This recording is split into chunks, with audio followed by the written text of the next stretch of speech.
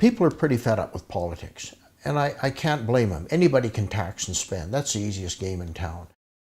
Since 1961 to today, incomes have risen 16-fold. Taxes have risen 21-fold. Inflation, consumer price index, is only up 7-fold.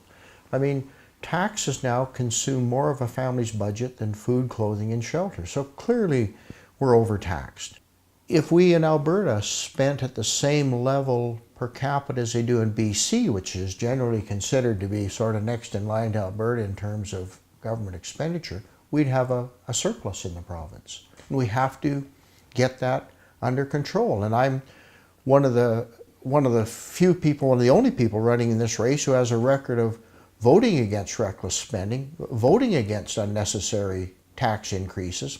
In Sturgeon County alone, when I first was on council, taxes were $8 million. Now they're $45 million, $46 million.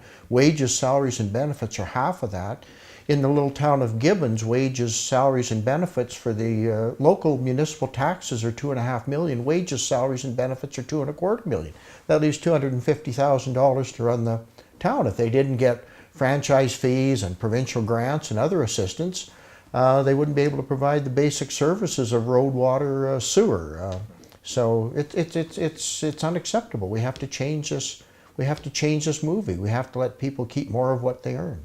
My argument's always been, if we can't make a refinery or petroleum refining work in this province, there's something fundamentally wrong.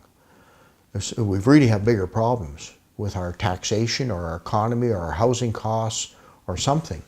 Because if you can't make one of those industries work here, you've got some serious other fundamental issues that are driving those industries out of the province. And we're seeing it today.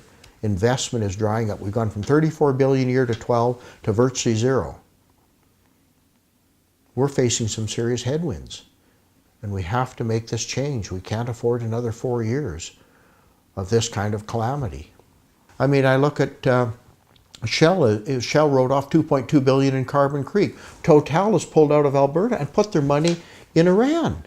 In a theocratic, totalitarian regime, they've decided is a better investment climate than Alberta. Politics is so frustrating to me because it's so much a personality thing. And it's not about me whether you like me or dislike me. Vote for me if you like my ideas, if you don't like my ideas or what I stand for, or and I've got a record of what I've done. And people say, well, you're all about economy and money and prosperity. And that's true. To me, that's been my forte.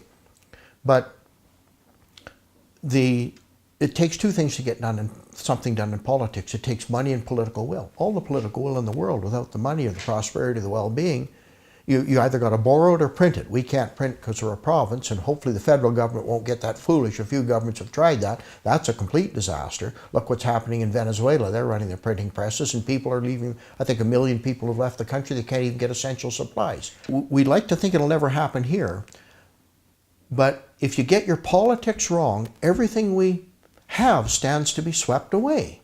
Politics shouldn't have that kind of power. Unfortunately, it does. It's a necessary evil. And so to me, this isn't a job. I don't aspire to this. It's cost me a lot in terms of health and financial well-being, but it's not public service. I don't support that word. It's a public duty. You have to put your name forward, you put your ideas forward, and you give the people a choice. And so I'm here offering a choice.